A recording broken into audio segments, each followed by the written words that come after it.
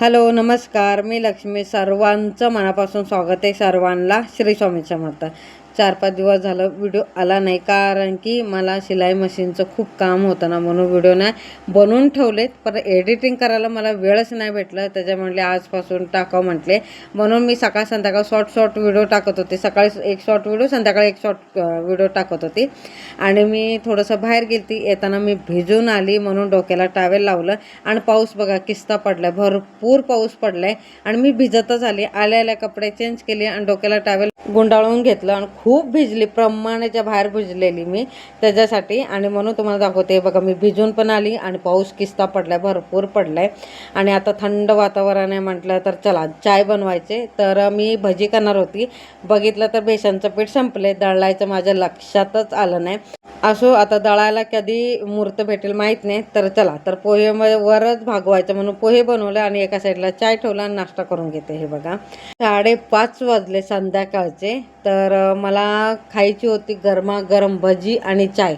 तर बेसन पीठ नव्हतं म्हणून मी पोहे बनवले. चल मग कार्तिकला विचारलं, कार्तिक पण म्हटलं की मला पोहे खायचे. आणि कार्तिकची पप्पा बोलले मला काही नको, मला फक्त चाय पाहिजे.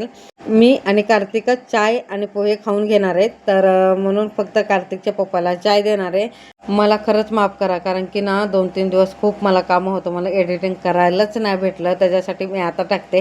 म्हणजे व्हिडिओ तो भरपूर शूट करून ठेवलं, तर आता गोंधळल्यासारखं होणार आहे, काय करून काय नाही म्हणून. असो, आता त्याला व्यवस्थित शांतपणे बसून मला एडिटिंग करायचं. आता हा एक तर व्हिडिओ एडिटिंग करून झाला आणि हा व्हिडिओ खूप छोटा बनवला आहे मीने, तर मला वेळ नव्हता म्हणून.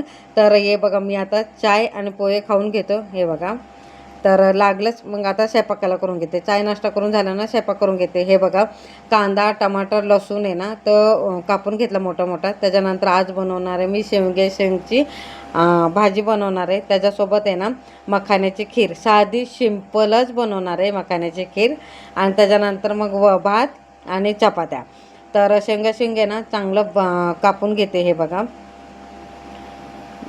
जेवढं मला साईजमध्ये पाहिजे तेवढं कापून घेतलं. त्याच्यानंतर हे बघा एका टोपात काढून घेते आणि 2-3 पाण्याने स्वच्छ धुवून घेतलं आणि शिजवताना मीठ टाकायचं बरं का, मी लक्षात नाही राहिलं मीठ टाकायचं, म्हणून मीठ टाकायचं.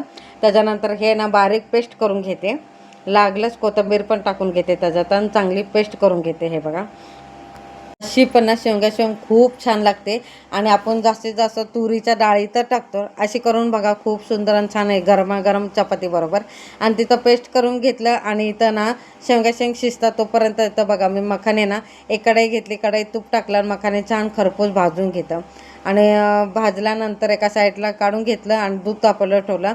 मखाण्याच्या खीरमध्ये ना कस्टर्ड पावडर टाकणार आहे, म्हणून बघा थंड दूध टाकायचं कस्टर्ड पावडरमध्ये आणि पूर्ण पेस्ट करून घ्यायची एकदम. हे बघा, आणि दुधाला उकळी आली तर मला जेवढी टेस्टला साखर पाहिजे, म्हणजे गोड पाहिजे, तेवढं साखर टाकून घेतलं. आणि साखर सगळी विरघळल्यानंतर उकळली आल्यानंतर ना मी मखाण्याची खीर म्हणजे मखाने टाकले आणि चांगलं.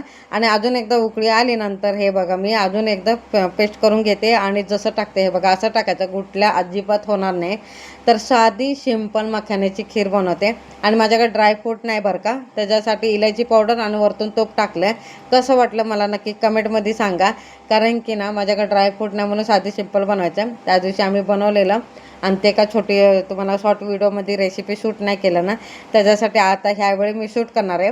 असो, आणि एक कढई घेतली मोठी आणि त्याच्यात तेल टाकलं. तेल गरम झालं की राई जिरा कढीपत्ता टाकून घेतला आणि वाटलेला मसाला टाकला आणि त्याच्यात सगळे मसाले टाकले. गोडा मसाला, हळद, धनिया पावडर, किचन किंग आणि लाल तिखट आणि चांगलं भाजून घेते. हे बघा, त्याच्यानंतर तेल सुटेपर्यंत भाजण्यासाठी थोडंसं पाणी टाकून घेते आणि तेल सुटेपर्यंत भाजून घेते. तेल सुटेपर्यंत शिजवलेलं ना शेंग टाकायचं. त्याच्यानंतर एकजीव करायचं, जेवढं आपल्याला पातळ पाहिजे तेवढं पाणी टाकायचं. मी तर पातळ पाहिजे म्हणून मी पाणी टाकून घेते.